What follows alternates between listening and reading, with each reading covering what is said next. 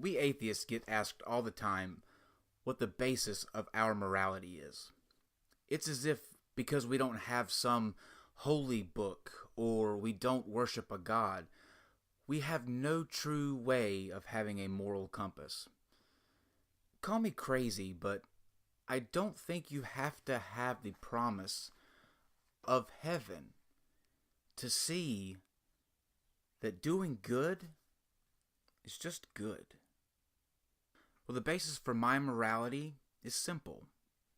I believe that doing the most good and the least harm benefits not only me, but those around me. I believe that things like kindness and love and laughter benefit not only me, but those around me. However, I also believe that things like judgment, condemnation, and a willful ignorance to follow something that has no basis set in reality or backed up by evidence is ultimately harmful. And not only to me, but to those around me. So for my question, I'd like to turn the tables. What's the basis for your morality? Is it the Bible? Is it really the Bible? That same Bible that doesn't condemn slavery or rape. Instead, it says things like, if your daughter is raped, she should marry her attacker. Or, if you're a slave owner, and you find yourself in the situation where your slave is unruly, you are within your right to beat him within an inch of his life. So many scriptures. 66 books. Filled with thousands of pages. Hundreds of thousands of words. But not one of which says that rape or slavery is morally wrong. So what's the basis for your morality again? I got a lot of points to make here, which shows the problems in both Kyle's statements and the problem of atheism accounting for morality. The evolutionary argument against naturalism would also apply to our moral beliefs, which would make it unlikely that our moral beliefs are true. B, you identify with Sam Harris's flourishing argument when there is no reason to identify pleasure with goodness. Being an adulterer might be pleasurable for a majority of the parties involved, but we wouldn't identify that behavior as good. C, granting the fact that you believe in the correlation of acting good and benefiting others, I wonder what your basis is for that. Plenty of people have done supposedly immoral things, believing that what they were doing is what was for best for society and was perfectly moral. What probability would you grant yourself that your version of acting good is right and all the others wrong? D, in regards to the whole judgment, condemnation, and a willful ignorance to follow something that has no basis set in reality or backed up by evidence as a harmful statement, I completely agree with you. That's why I make videos against atheists. F, I see you got your biblical scholarship from your third grade Sunday school teacher.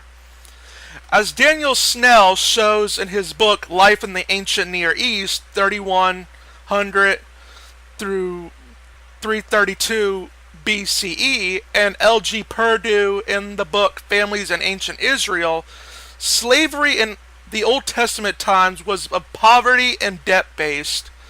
Also, I'll add it was done in times of war with enemies in order to stop the enemies from fighting back against them.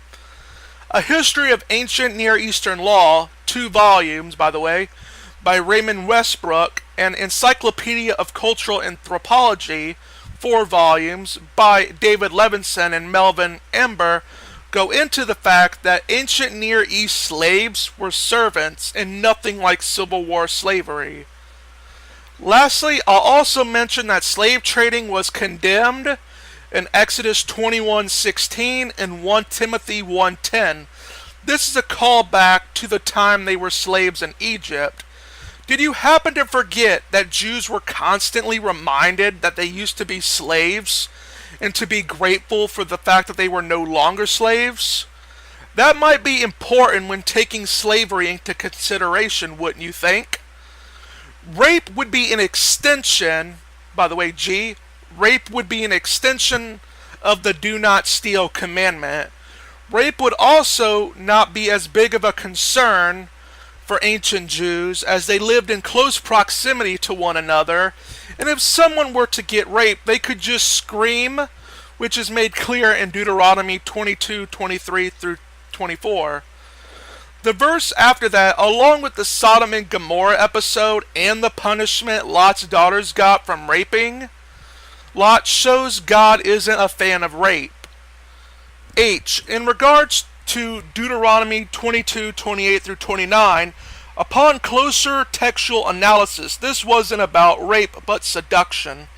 If a man seduced a woman and got her to have sex with him, he'd have to get married to her. Also, even if we go with your interpretation that the fact of the matter is that back in ancient Judaism, getting married wasn't about love, and in fact, marriages were arranged.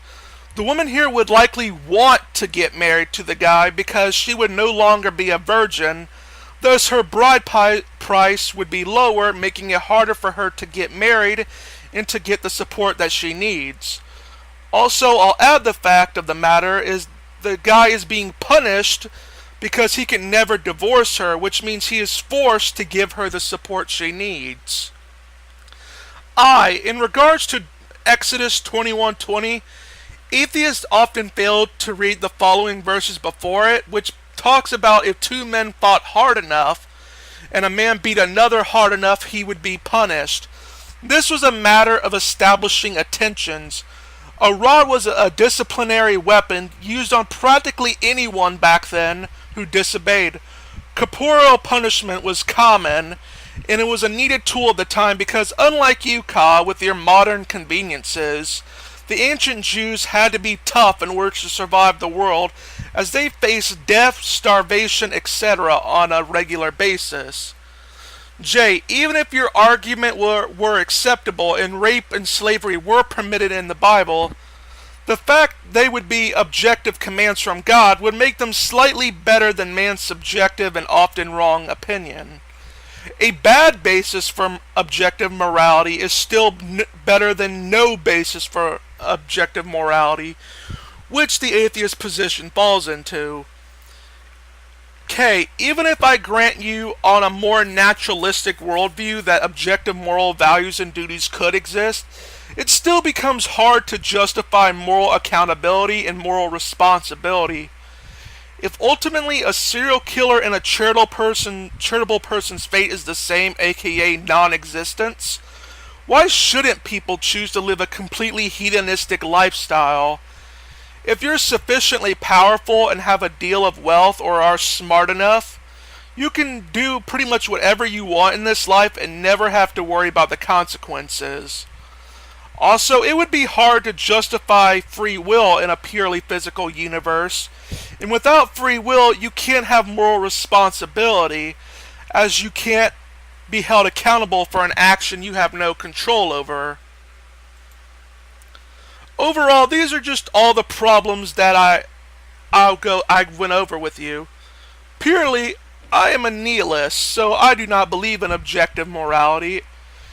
But I can simply say that if objective morality were to exist, that a personal God that gives out divine commands would simply be a better explanation for it.